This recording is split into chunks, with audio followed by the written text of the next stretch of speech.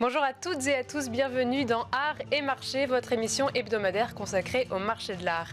Pour l'actualité de la semaine, la fin de l'année rime souvent avec bilan. Nous nous intéressons aux œuvres d'artistes de moins de 30 ans qui ont fait les plus fortes enchères en 2023. Est-ce synonyme d'une carrière prometteuse? Sont-ils représentatifs d'un style pictural caractéristique de leur génération? Ce sont les questions que nous allons poser à Céline Moine, qui est directrice de rédaction d'artprice.com. Ce sera ensuite l'interview de la semaine. Crise géopolitique, crise économique, quels sont les impacts de ces événements sur vos investissements artistiques? Delphine Brochant, qui est conseillère en gestion privée de patrimoine artistique chez Finart Consulting, vous donnera quelques conseils pour sécuriser votre collection en période de crise. Tout de suite, c'est Art et Marché. Quelques jeunes artistes se sont fait particulièrement remarquer cette année. Leurs œuvres ont atteint des records aux enchères. Céline Moine, qui est directrice de rédaction d'artprice.com, est avec nous en visio pour parler de ce top 20 que vous avez publié sur Artprice. Bonjour, merci beaucoup d'être avec nous. Et tout d'abord, on remarque que les 7 premières places sont occupées par la même artiste. Est-ce que vous pouvez nous en dire un peu plus ? Oui, merci. Oui, effectivement, ces premières places sont occupées par une jeune artiste qui s'appelle Jadé Fadojoutini, et elle est très représentative d'une certaine tendance actuelle du marché de l'art qui est très très forte. D'abord, c'est une femme, et on remarque que depuis 2 à 3 ans, ce sont les femmes qui sont privilégiées sur ce qu'on appelle le segment du marché de l'art ultra contemporain. Donc, ce sont elles qui sont portées en premier lieu par les collectionneurs. Deuxièmement, c'est une afro-britannique, et c'est une deuxième tendance sur ce contextuel où on remarque également que cette mixité culturelle est l'un des points forts pour valoriser la jeune création.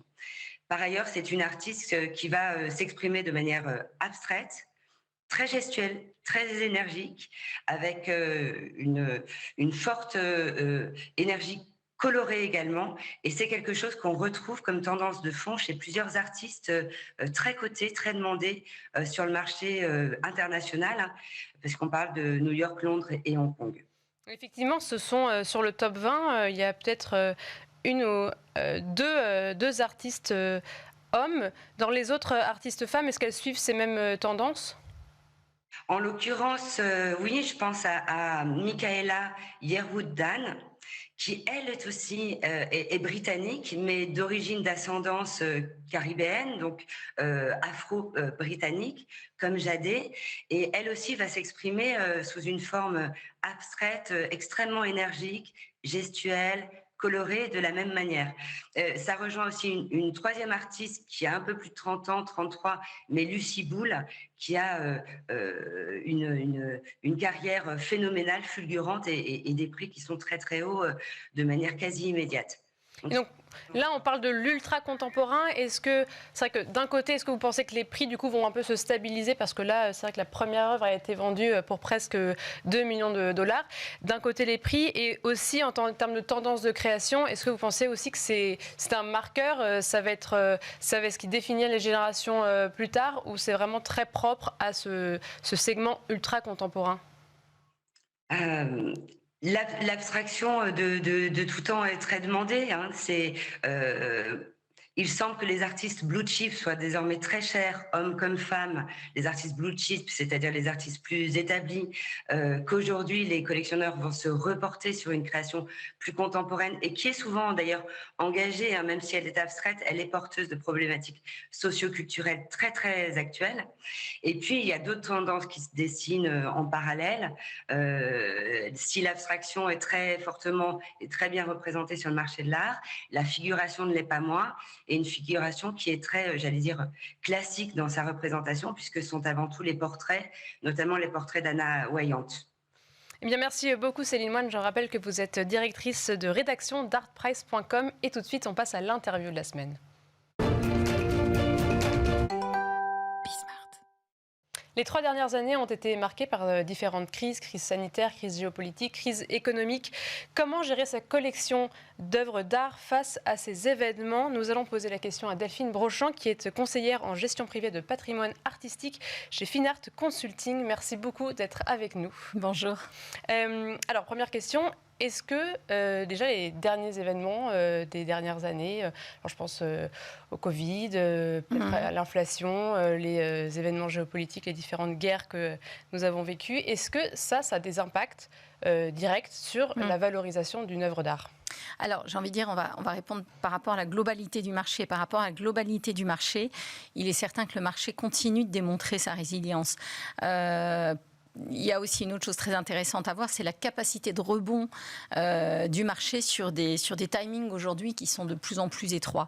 Alors oui, si on regarde les dernières ventes qu'il y a eu à New York, oui, il y a eu quelques baisses de prix, il y a des prix qui ont été moins poussés que d'habitude, mais je vais vous donner un exemple marquant. Quelques jours après les événements qu'il y a eu d'Israël, il y a eu une vente aux enchères de la collection Rothschild le 11 octobre dernier. L'estimation était autour de 20 à 30 millions d'euros et la collection s'est vendue à 60 millions.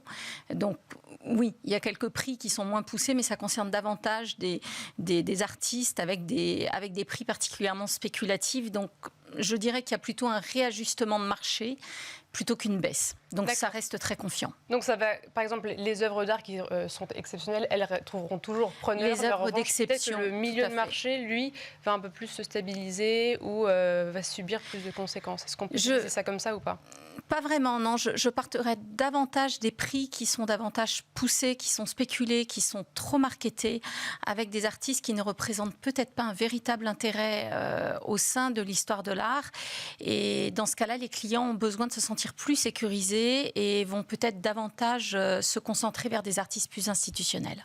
Et mis à part sur la valeur de l'œuvre, est-ce que ce genre d'événements peuvent avoir un impact sur autre chose qui va du coup concerner les actifs artistiques? C'est-à-dire, qu'est-ce que par exemple, je me dis peut-être en termes d'assurance, peut-être de gestion des actifs. Est-ce qu'il va y avoir, il va falloir faire attention à différents critères autres que la valorisation? Pour pouvoir optimiser, vous voulez dire, pour pouvoir Exactement. optimiser sa gestion de collection. Alors, qu'il y ait des crises ou qu'il n'y en ait pas, de toutes les manières, il y a des critères de sécurité très importants, notamment qui sont liés à l'authenticité de l'œuvre. Et aujourd'hui, il faut énormément faire attention, être particulièrement vigilant si vous n'avez pas d'experts ou de comités d'experts qui existent ou qui sont en stand-by, ce qui du coup peut particulièrement inquiéter des acheteurs et remettre du coup en cause des acquisitions du fait de l'instabilité de l'authenticité. Donc la première chose importante à faire, c'est de solidifier ces dossiers et de pouvoir vérifier les provenances des œuvres quand on a des doutes sur l'authenticité des pièces. Donc ça, par exemple, ce serait le premier conseil que vous donneriez à vos clients quand il y a une crise extérieure au marché de l'art qui pourrait subvenir? En période de crise, mais en toute période également. Ça, c'est quelque chose d'extrêmement important de pouvoir solidifier ces dossiers et l'authenticité des œuvres d'art, ce qui n'est pas suffisamment fait au regard de ce qu'on peut voir. Alors, il y a autre chose aussi qui peut provoquer la baisse, qui est très importante. Ça concerne les scandales du marché de l'art. On l'a vu avec le mobilier du 18e, qui était un segment de marché qui malheureusement était déjà fragilisé et qui a reçu un coup très dur quand il y a eu l'affaire des faux à Versailles. Et aussi en termes de conseils en acquisition, oui. Est-ce que ça va varier quand on est en période de crise? Alors, il va y avoir des priorités qui vont peut-être effectivement se déplacer. Et ce que je vous disais à l'instant, le fait de pouvoir se concentrer davantage sur des artistes solides, des artistes institutionnels. On en a un en ce moment, un exemple parlant qui est un immense artiste qui est Nicolas de Staël, pour lequel il y a une exposition encore jusqu'au mois de janvier. Au Musée d'Art Moderne. Et c'est intéressant de pouvoir porter son regard sur des artistes qui ont une œuvre intemporel qui est immédiatement identifiable et pouvoir peut-être prendre plus de distance avec, une fois de plus, des artistes trop spéculatifs mais qui n'ont pas véritablement de fond ou qui n'ont rien de nouveau à apporter en termes de langage plastique. Et c'est ce qui va faire la différence entre un artiste meneur et un artiste suiveur. Et les meneurs, bien évidemment, font davantage se valoriser sur le long terme. D'accord, donc en fait, oui, misez plus sur les artistes qu'on connaît, qui sont estampillés par des institutions, etc. Mais surtout des artistes qui ont une importance importante dans l'histoire de l'art. Alors pour autant, il ne faut pas non plus se désintéresser des artistes émergents. On a un exemple, j'ai un exemple avec une excellente artiste qui est Eva Médine, sur lequel des personnes peuvent se faire plaisir avec des petits budgets entre 5 000 et 15 000 euros. Une artiste qui a d'ailleurs été repérée par Hermès, qui lui a demandé de faire ses... Mais pourquoi cette artiste en particulier? Pourquoi cette artiste émergente en particulier? Alors, je pense qu'elle a un univers déjà qui est tout à fait spécifique, qui est un univers particulièrement innovant, avec un art très global, je dirais, sur différents types de médiums, avec un univers qui est inspiré du fantastique, de la science-fiction, avec une qualité d'exécution qui est tout à fait remarquable. Et en plus de ça, le fait qu'elle ait travaillé comme scénographe fait qu'elle apporte une attention toute particulière à la façon dont elle met en avant ses œuvres. Et donc, pour revenir un petit peu sur la gestion de sa collection, vous nous avez parlé de, bien sûr, vérifier la provenance de toutes ces œuvres, etc. Ouais. Est-ce qu'il y a d'autres conseils que vous pourriez donner à vos clients? Tout à fait. Alors, au-delà de l'authenticité, qui est très importante, il y a aussi les conditions de conservation. Et ça, ce serait propre aux périodes de crise ou...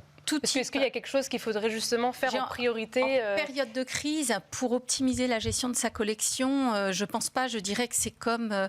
ce sont des réflexes qu'il faut avoir sur le long terme de façon régulière, c'est-à-dire de pouvoir suivre le marché de façon régulière, de pouvoir anticiper les bons timings et les bonnes opportunités pour pouvoir réaliser un arbitrage.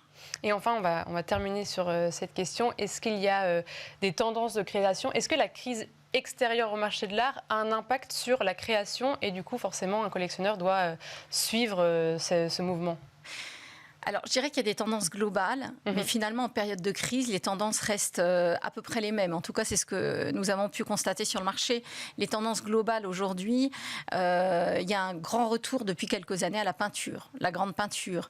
Les collectionneurs, les amateurs d'art recherchent particulièrement la peinture. L'art africain contemporain connaît un engouement depuis plusieurs années. La place des femmes, également, comme artistes, connaissent également un engouement. On l'a vu en début d'émission sur... très bien. Sur justement le classement ArtPrice.